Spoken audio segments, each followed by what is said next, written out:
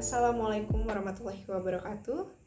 Perkenalkan, saya Gladys Hensnivia Fitri dari Pendidikan Matematika D dengan NIM 21301214012. Dan pada kesempatan kali ini, saya akan membahas mengenai kurikulum merdeka.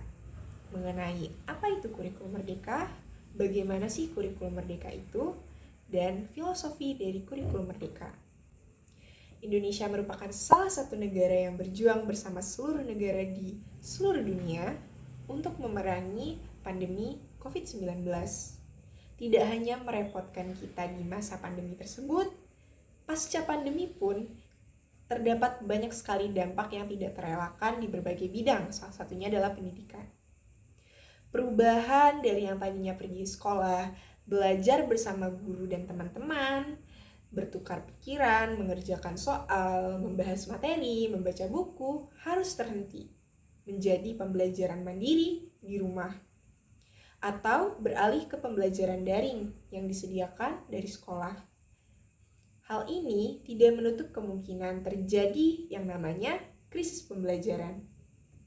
Dilansir pada buku saku tanya jawab mengenai kurikulum merdeka oleh Kementerian Pendidikan, Kebudayaan, Riset, dan Teknologi, bahwa pasca pandemi kita menghadapi krisis pembelajaran.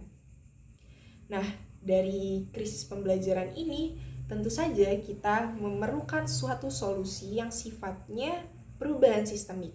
Mengapa demikian? Agar kita cepat bangkit dan beradaptasi kembali dengan hal baru. Dan perubahan sistemik apa yang ditawarkan? Yaitu perubahan kurikulum menjadi kurikulum merdeka.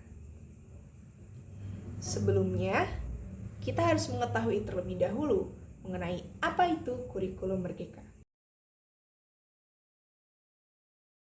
Kurikulum merdeka merupakan kurikulum dengan pembelajaran intrakurikuler yang beragam, di mana kontennya menjadi lebih optimal agar peserta didik itu memiliki waktu untuk eksplorasi dan menguatkan kompetensi diri.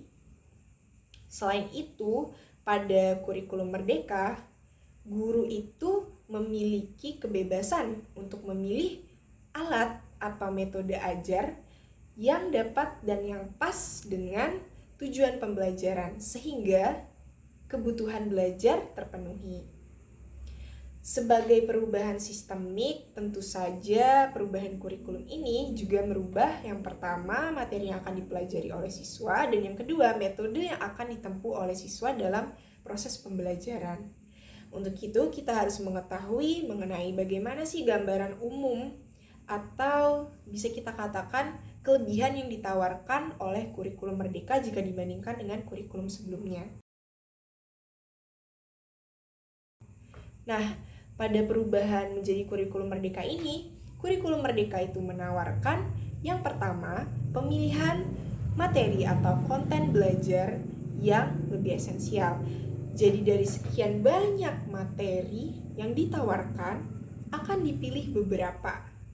Pemilihan tersebut didasarkan pada apakah materi ini esensial untuk siswa di jenjang ini, dan dengan adanya pemilihan tersebut diharapkan kegiatan belajar mengajar menjadi lebih bermakna dan tidak terkesan terburu-buru.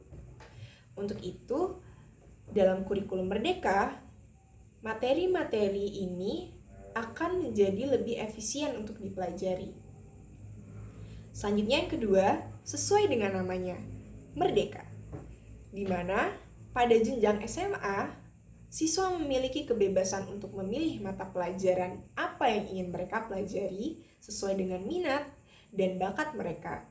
Mereka tidak dituntut harus mengambil peminatan, misalnya IPA, IPS, ataupun bahasa, melainkan mereka dapat mengeksplor sendiri mata pelajaran seperti apa yang ingin mereka ambil.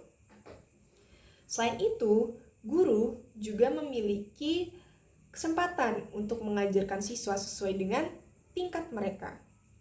Nah, selain itu juga tidak hanya memberikan materi yang esensial dan juga kebebasan dalam memilih materi pembelajaran, keunggulan kurikulum merdeka juga dirasa akan lebih relevan dan interaktif. Mengapa demikian?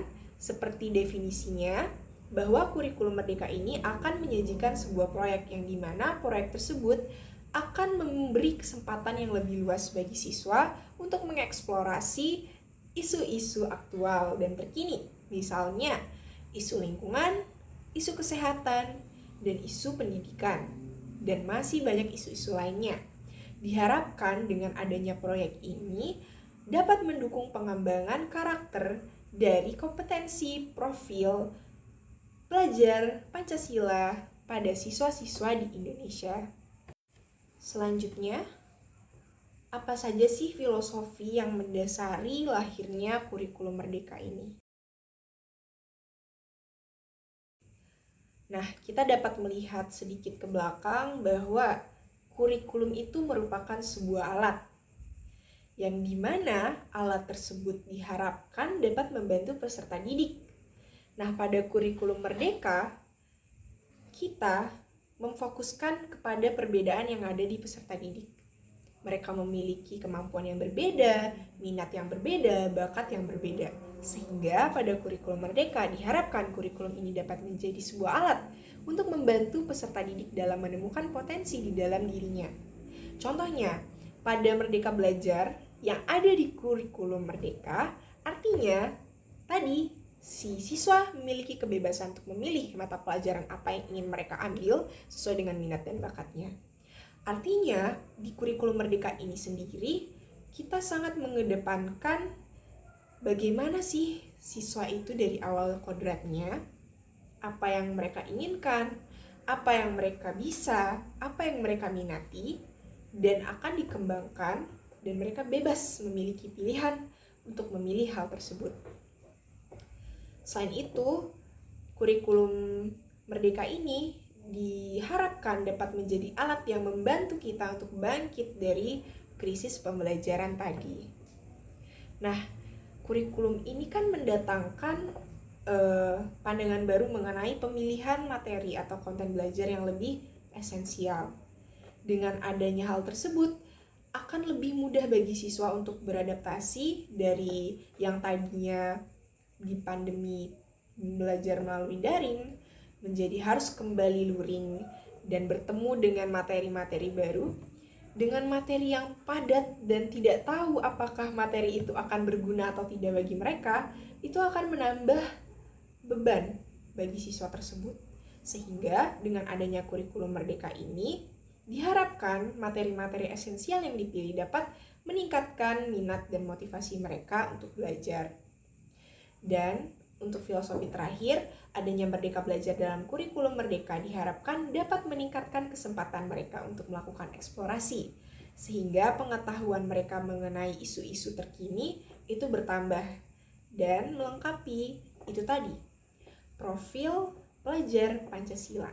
Kesimpulannya, hadirnya kurikulum Merdeka ini dengan materinya yang esensial, lalu juga kebebasan memilih sesuai minat dan bakat, dan tidak lupa waktu untuk eksplorasi lebih melalui proyek-proyek yang diberikan, sangat diharapkan kurikulum ini dapat membawa suatu perubahan yang baik bagi siswa di Indonesia. Sekian dari saya akhiri. Mohon maaf apabila terdapat kesalahan kata dari pemaparan saya tadi. Saya akhiri dengan wabillahi taufiq wal hidayah. Wassalamualaikum warahmatullahi wabarakatuh.